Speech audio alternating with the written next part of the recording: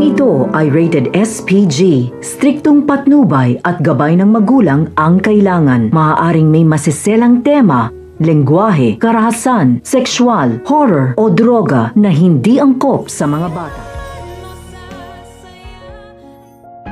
Nagtaka si Lynette nang makitang tumatawag kay Carlos si Zoe nang maiwan ng lalaki ang kanyang cellphone sa kwarto.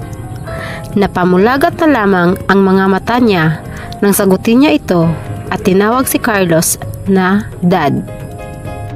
Akmang sasagutin na sana ni Lynette si Zoe at tanungin kung bakit iyon ang tawag nito sa kanyang asawa.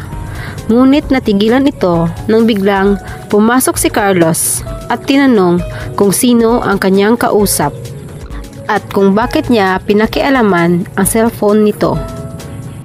Ngunit mas natigilan si Carlos nang ibalik sa kanya ni Lynette ang tanong kung bakit siya nakikipag-usap sa babae, gayong alam naman niya na masama ang tingin ng mag-ina sa kanila ni Annalyn.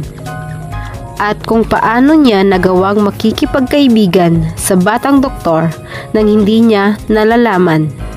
At ang mas naikinagulat ni Carlos nang tanungin siya ni Lynette kung bakit siya tinawag na ama ni Zoe.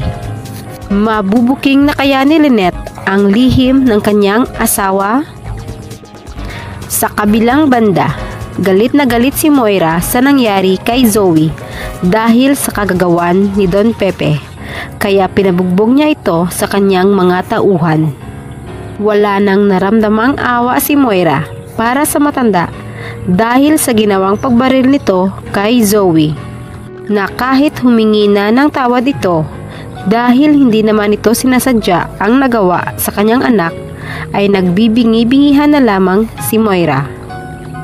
At maging si Zoe ay pinapatigil na ang mga tauhan ng kanyang ina at naaawa na ito sa kanyang lolo, ngunit hindi pa rin siya pinapakinggan ni Moira at gusto niyang turuan ng leksyon si Don Pepe. Dahil sa ginawang pananakit ng mga tauhan ni Moira, makakaligtas pa kaya si Don Pepe?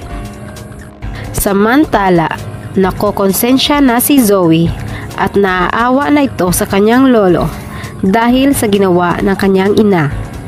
At nararamdaman ito na talagang mahal siya ng kanyang lolo at napag-isip-isip niya na tama lahat ng mga sinabi ng matanda sa kanya tungkol sa kanyang ina. Na mali ang mga ginagawa nito at dinadamay siya ng kanyang ina sa mga ginagawa nitong kamalian. Kaya nagdesisyon na ito na sasabihin na ang buong katotohanan tungkol sa pagkawala ni Don Pepe. Oras na kaya para sabihin na ni Zoe ang buong katotohanan? At sino kaya kina Annalyn at Doc Carlos ang paghingian niya ng tulong? Atin lamang aabangan dito lamang sa Abot Kamay na Pangarap.